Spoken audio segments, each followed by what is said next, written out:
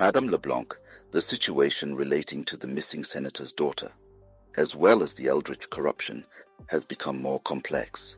As previously discussed, we made an unexpected discovery during our investigation of the senator's home. As we meticulously searched the girl's bedroom, we discovered an old Microsoft Zune media player, which had been discontinued in 2012. The device, as noted, had activated on its own and began playing music that sounded like rock. This resulted in the manifestation of some minor eldritch abominations that I had to eradicate.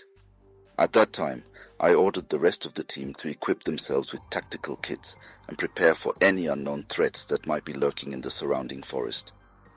We then conducted a 2-meter-wide sweep of the area, where footprints were found that appeared to be those of the missing daughter, as well as possibly those of another individual, which led to our discovery of the very beginning of our complex journey. Somehow we came across the abandoned archways of an ancient eldritch gateway.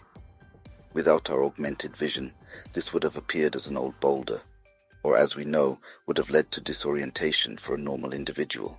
Initially, our occult agents were hesitant, but we all knew our mission, and knew there was a lost girl who needed to be found. Knowing this, our occult agents marched cautiously but stoically into the unknown path that lay ahead of them. Through the portal, we are transported to a world between worlds, a place that has been forgotten by the passage of time and space. There was a purple hue of cosmic light in the sky above us, and echoes of whispers filled our ears from all directions as we experienced an eerie feeling of being watched. Several members of my team have described hearing a woman's voice calling out to them. Those who submitted to her will were promised delight and peace. Unfortunately for that voice, we were not mere sheep that could be easily turned. As we continued on our journey, we approached what appeared to be a temple that stood in silence before us. As we proceeded with our mission, we were stopped dead in our tracks by a face in the wall above the archway in front of us. Suddenly, a loud voice demanded our submission, and we fell to our knees. It would command us to give ourselves to the ancient dreamlike nightmares of the stars beyond. But as mentioned, we were not mere sheep. The Prometheus nanites activated, attacking and neutralizing the corruption that was threatening to overtake our minds. The voice could no longer be heard, and as the face in the wall stared down at us, we could no longer hear its words, and as we stood up, we responded back to the face, and happily in unison gave it a middle finger before marching on. Further exploration of the temple revealed breathtaking architecture and a sense of silence.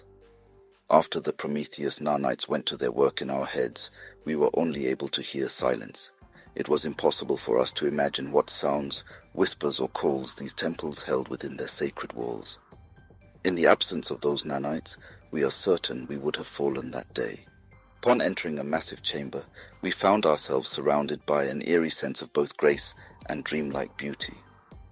The senator's daughter, the lost girl who ventured into the snow-covered forest outside her home.